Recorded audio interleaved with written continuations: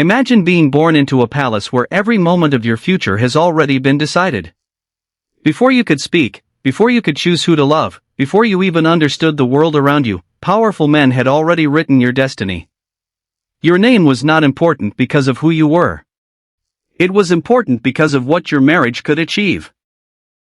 Across medieval Europe, royal weddings were celebrated as moments of joy, with golden crowns, endless feasts, and crowds cheering in the streets. But behind the music and ceremonies was a darker reality. A princess could become a political weapon. A young king could be forced into a marriage before he understood power. A family could sacrifice their own children to secure alliances, expand territory, or prevent wars. For centuries, royal marriages were not primarily about love. They were treaties written in human lives. Some of these unions created powerful kingdoms. Others produced betrayal, imprisonment, civil wars, and personal tragedies that followed generations. And behind the portraits of smiling queens and victorious kings were stories of people who had almost no control over their own futures. But what really happened? For thousands of years, marriage among ordinary people and marriage among royalty existed in completely different worlds.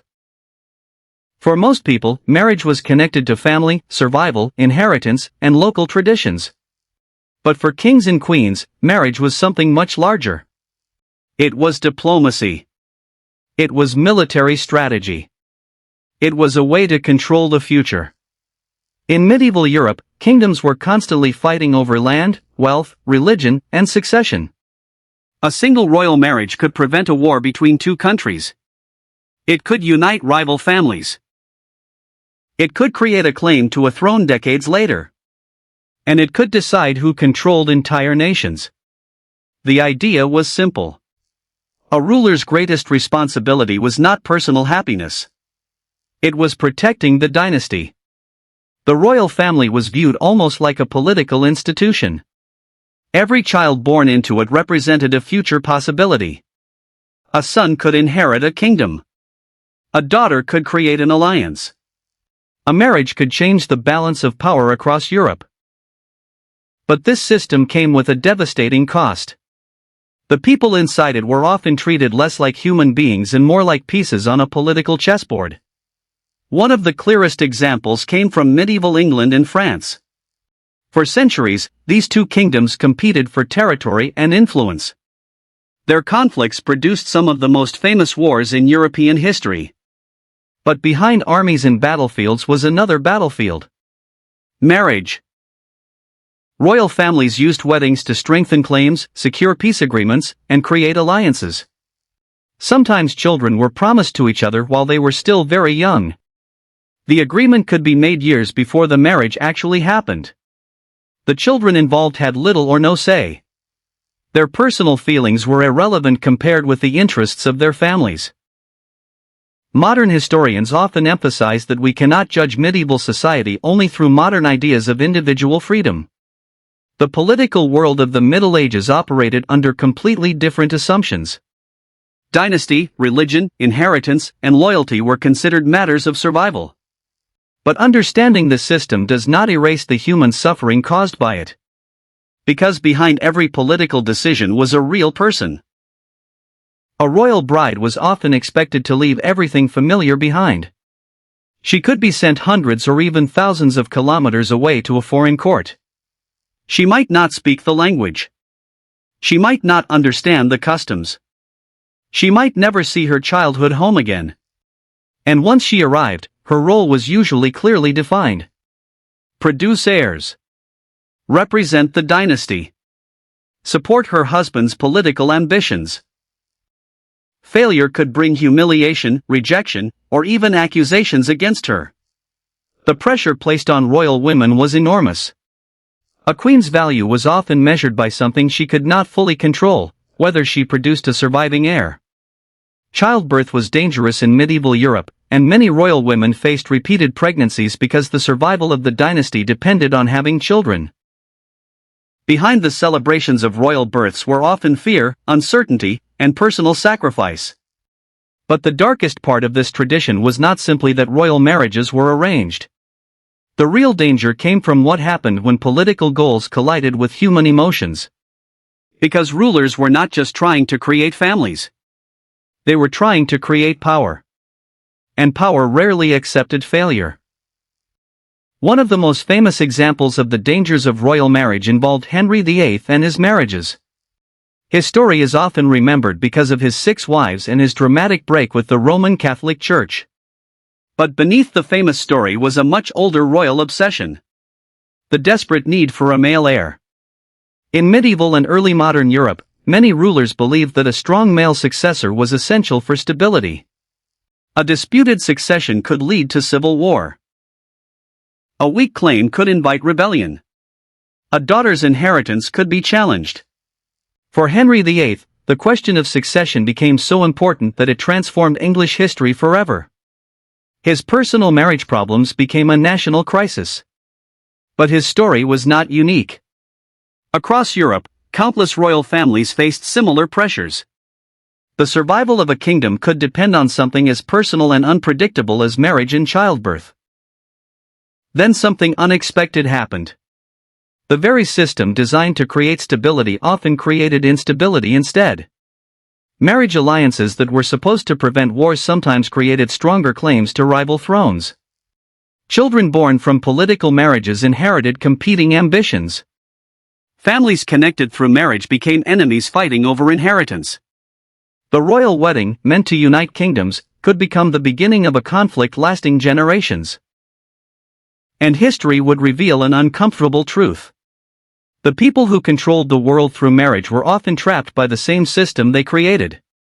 The royal marriage system reached its most powerful form during the medieval and early modern periods, when Europe was divided into competing kingdoms ruled by families who believed their bloodlines were the foundation of political order. A king did not simply need wealth. He needed legitimacy. And legitimacy came from ancestry.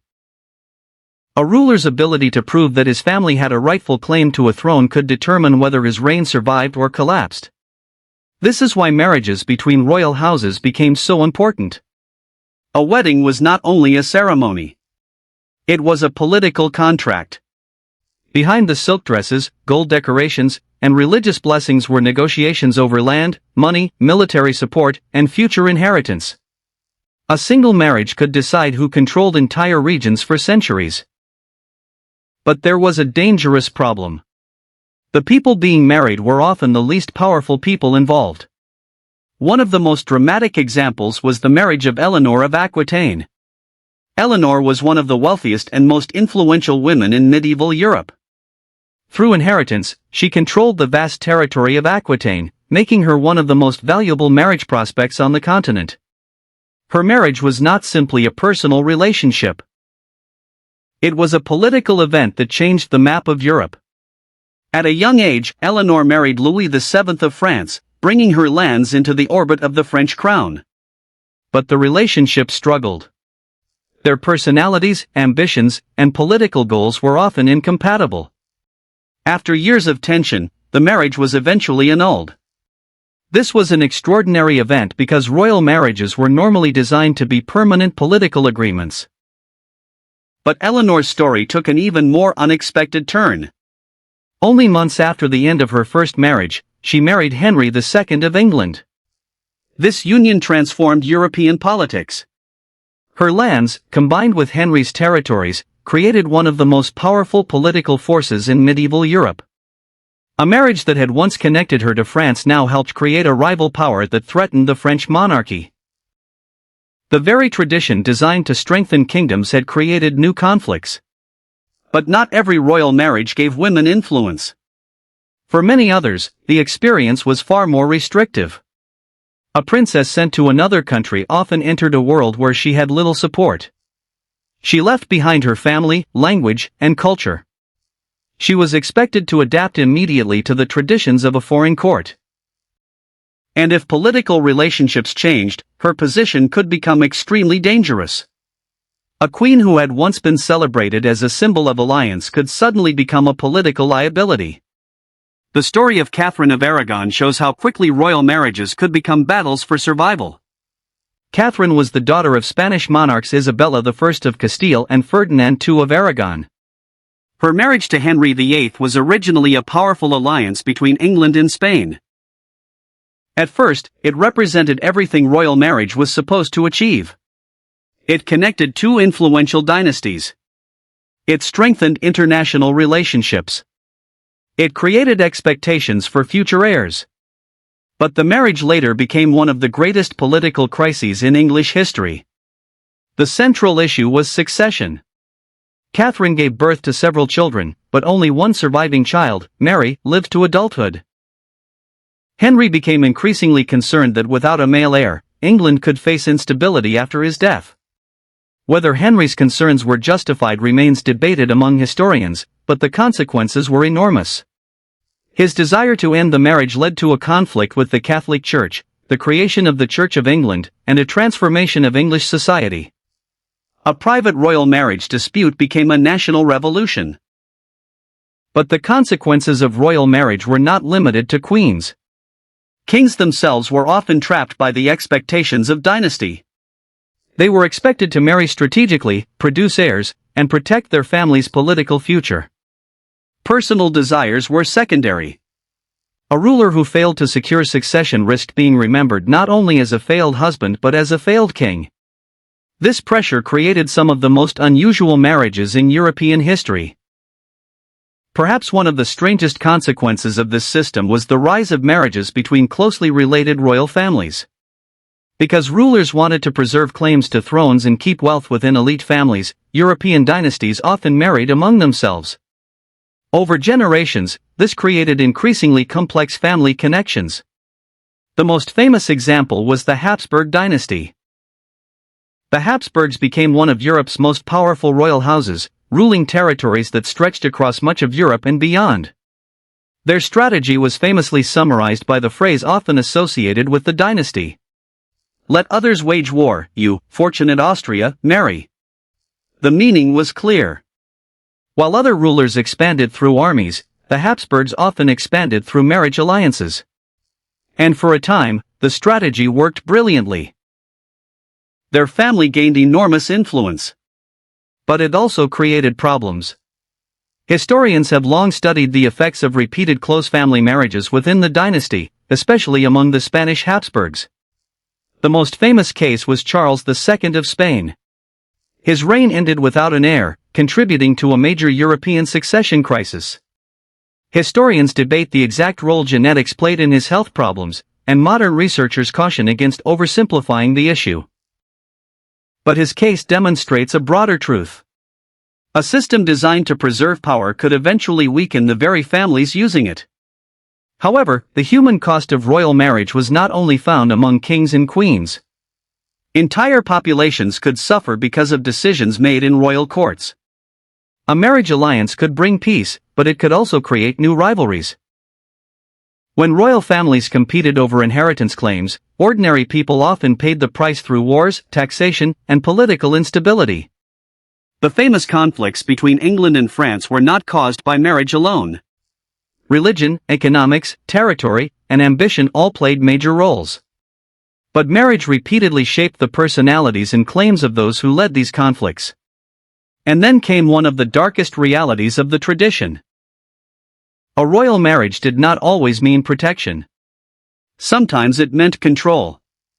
Royal women who failed to satisfy political expectations could face isolation. Some were accused of betrayal. Some were removed from power. Some became prisoners of the same institutions that once celebrated them. The palace, which appeared to be a place of luxury, could also become a place of loneliness. Behind the walls of castles were individuals living under enormous pressure, surrounded by people who valued their political usefulness more than their personal happiness. But that was not the whole story. Because the royal marriage system did not only create victims. It also created powerful women who used the limited authority available to them to influence history. Some queens became diplomats. Some controlled finances. Some acted as political advisors. Some ruled kingdoms during periods of crisis. The same system that restricted royal women sometimes gave them opportunities unavailable to most people of their time. History is complicated. Royal marriage was not simply a story of suffering. It was a system of power where ambition, survival, sacrifice, and personal tragedy existed together. But as centuries passed, the consequences of these traditions became impossible to ignore. The marriages that were supposed to secure peace created rival claims. The alliances meant to unite families created enemies. And the obsession with preserving royal bloodlines would eventually contribute to some of Europe's greatest crises. Because history became even darker when the pursuit of power began to outweigh the lives of the people who carried it. For centuries, royal marriages were presented to the public as symbols of harmony. Paintings showed elegant couples surrounded by wealth. Poets described unions blessed by heaven. Courtiers celebrated weddings as the beginning of a glorious new era. But behind the official celebrations existed another reality. Royal marriage was often a world of surveillance, pressure, and fear. Every action was observed. Every decision was judged. Every failure could become a political crisis. A queen was not simply a wife. She was a symbol of the dynasty. A king was not simply a husband. He was responsible for continuing a bloodline that many believed represented the survival of the entire kingdom. And when the expectations of power collided with human weakness, the results could be devastating. One of the clearest examples came from the life of Anne Boleyn. Her story has become one of the most famous royal tragedies in history. Before becoming queen, Anne had spent years at the English court and captured the attention of Henry VIII. Their relationship helped trigger one of the most dramatic religious and political transformations in England. But becoming queen did not guarantee safety. In fact, it placed Anne under even greater pressure. The entire kingdom watched her because her marriage represented a political gamble. Henry had broken with Rome partly because he wanted a new marriage and hoped for a male heir. But Anne's position depended heavily on producing the child the king wanted. When she failed to provide a surviving male heir, her political position weakened. Historians continue to debate the exact reasons behind Anne's downfall. Some argue political enemies at court played a major role. Others emphasize Henry's changing feelings and his desire for another marriage. The charges brought against her remain controversial among historians, with many scholars questioning the fairness of the accusations. But the outcome is certain. Anne was executed in 1536. The woman whose marriage helped reshape England became a victim of the same royal system that had elevated her. But Anne Boleyn's story reveals something deeper. Royal marriage created a dangerous illusion. It appeared to give people extraordinary power. A woman could rise from a noble family to become Queen of England. A marriage could transform someone's social position overnight. But that power was fragile. It depended almost entirely on the ruler's approval and the political situation around them. A queen could be celebrated one year and abandoned the next. The same pattern appeared across Europe. Royal women often faced impossible contradictions. They were expected to be politically influential but not openly ambitious. They were expected to provide heirs but had little control over their pregnancies. They were expected to represent perfection while living under constant criticism. Court records from the medieval and early modern periods reveal countless examples of queens being judged harshly for circumstances beyond their control. A failure to produce children could become a political accusation. A disagreement with advisors could become a sign of disloyalty. A foreign background could make a queen a target during times of conflict.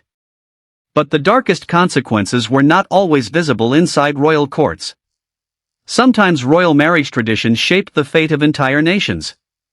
A marriage between two royal houses could create competing claims that exploded generations later. One of the greatest examples was the struggle for the Spanish throne after the death of Charles II. When Charles II of Spain died in 1700 without an heir, several European powers had competing claims to the throne. The result was the War of the Spanish Succession. The conflict lasted more than a decade and involved some of Europe's most powerful states. A question that began inside a royal family became an international war. Millions of people were affected by decisions made generations earlier through royal marriages and inheritance agreements. The marriage system had created connections across Europe. But those same connections also created conflicts too complicated to resolve peacefully. Then something unexpected happened. The very tradition that rulers depended on began losing its power. As ideas about government changed, people increasingly questioned whether kingdoms should be controlled by family bloodlines alone. The rise of constitutional movements, revolutions, and new political philosophies challenged the old belief that royal families had a natural right to rule. The French Revolution became one of the most dramatic examples. For centuries, French kings had used marriage alliances to strengthen the monarchy. Royal weddings represented stability and divine approval. But by the late 18th century, many ordinary people viewed the monarchy not as a protector but as a symbol of inequality. The execution of Louis XVI and Marie Antoinette showed how dramatically the relationship between rulers and subjects had changed. Marie Antoinette herself was born an Austrian archduchess and married into the French royal family as part of a diplomatic alliance. Her marriage was intended to strengthen peace between Austria and France. Instead, she became one of the most hated figures of the French Revolution. Historians still debate how much responsibility she personally carried for France's problems. Many accusations against her were exaggerated or politically motivated. But her fate demonstrated something important. A royal marriage could unite countries, but it could not guarantee public loyalty. Behind these famous stories were thousands of lesser-known lives. Royal marriages affected noble families who competed for influence. They affected children raised in courts where duty came before affection. They affected foreign princesses who entered unfamiliar worlds. They affected servants, soldiers, and ordinary citizens who lived with the consequences of royal decisions. The system was built around the idea that personal sacrifice was acceptable if it protected the kingdom. But the definition of sacrifice was often decided by those with the most power. Historical documents from royal courts reveal another uncomfortable reality. Many royal marriages were carefully managed performances. Letters between rulers, diplomats, and advisors show that marriage negotiations often involved intense discussions about money, territory, religion, and inheritance. The emotional relationship between the future husband and wife was frequently secondary. In some cases, couples developed genuine affection. There were royal marriages that became partnerships of respect and cooperation. But these examples existed within a system where choice was limited. Love could happen. But it was rarely the reason the marriage began. Archaeological discoveries and historical research have also changed how scholars understand royal families.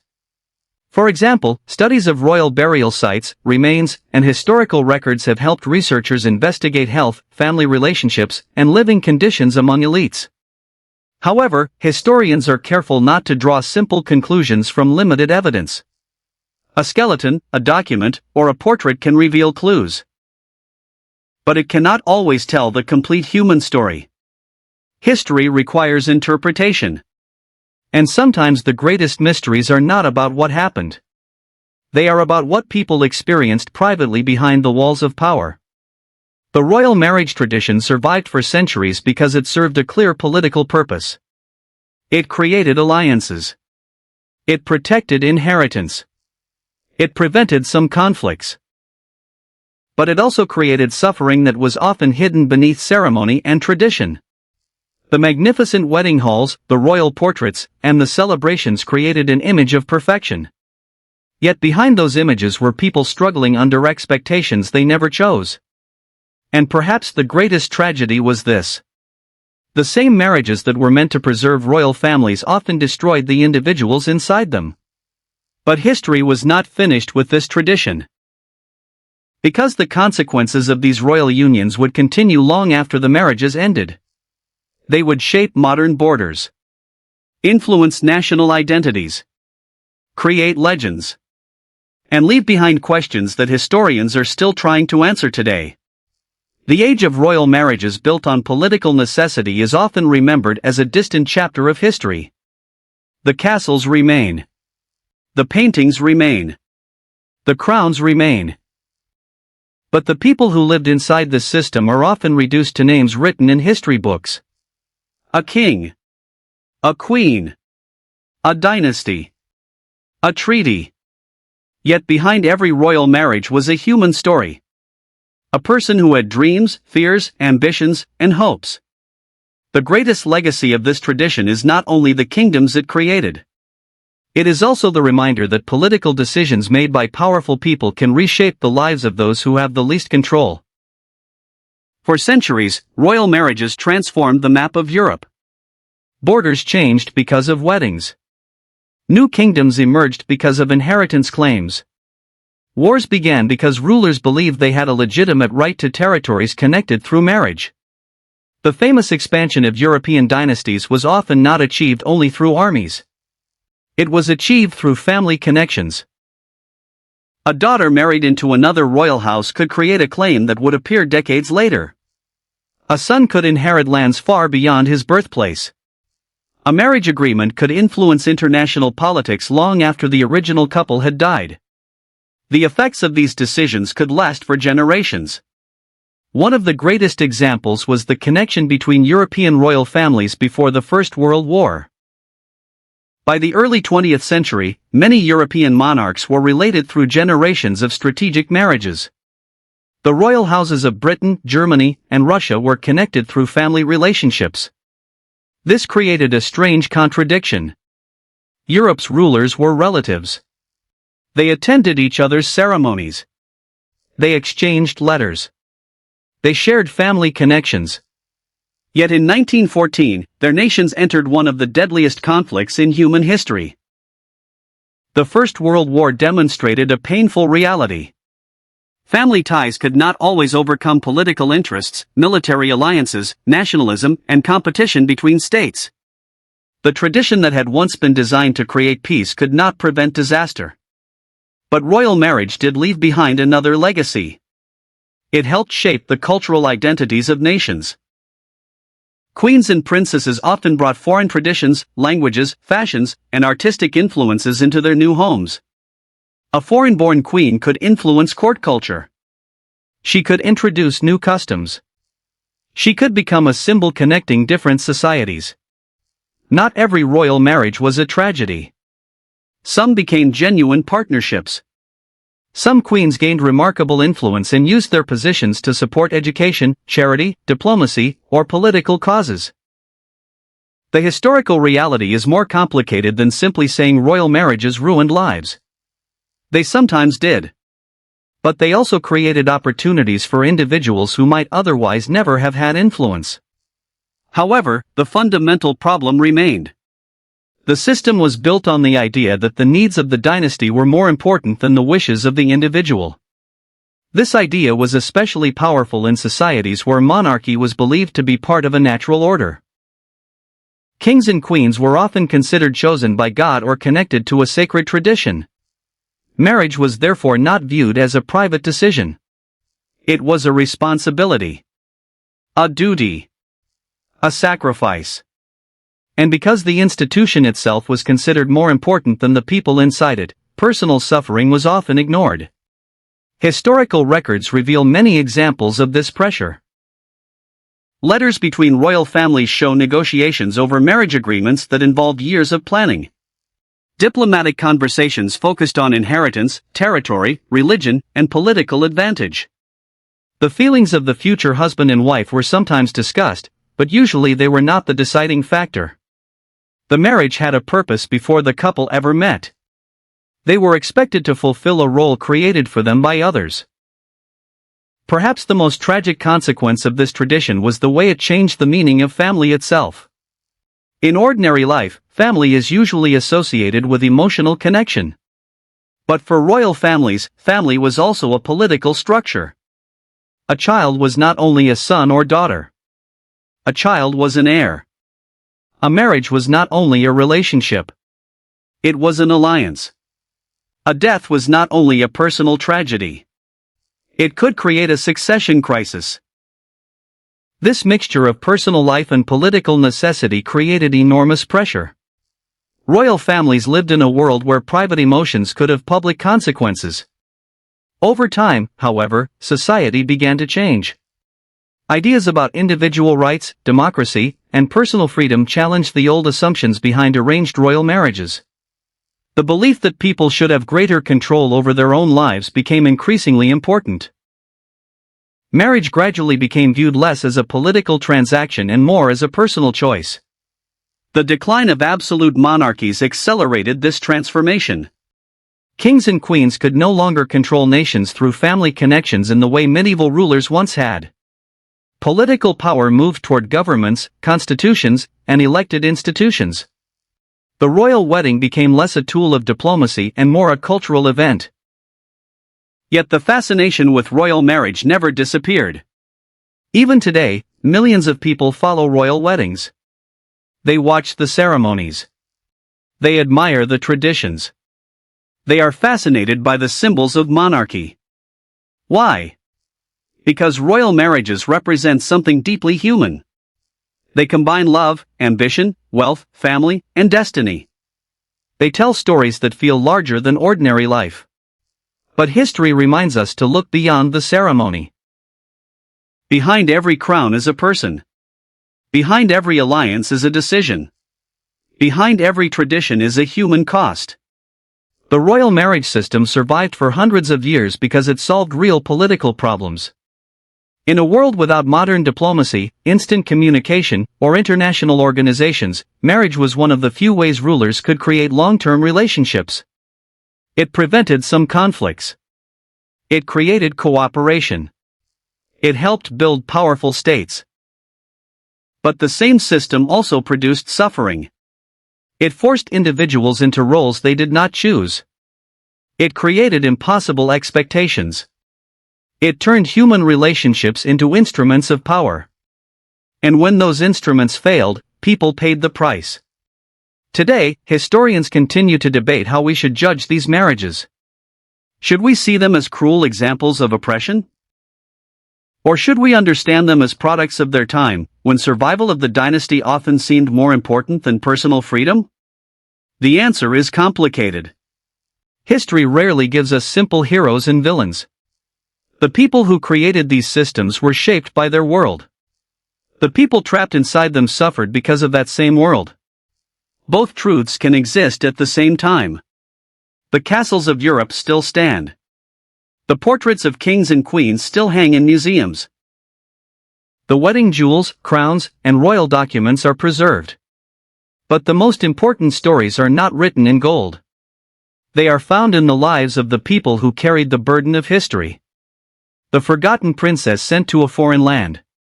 The king desperate to protect his dynasty. The queen judged by whether she produced an heir. The families destroyed by conflicts that began generations earlier. Their stories reveal a powerful lesson. A tradition created to protect power can eventually consume the people who depend on it. So when we look at the magnificent royal weddings of the past, perhaps we should ask a different question. Not just, what kingdoms did these marriages create? But, how many lives were changed, sacrificed, or destroyed to build them? Because behind every crown was a human being. And behind every royal marriage was a story history almost forgot. Do you think royal marriages should be remembered as brilliant political strategies, or as traditions that caused too much human suffering? Share your thoughts below. Because history is not only the story of kings who ruled the world, it is also the story of the people who paid the price for their power.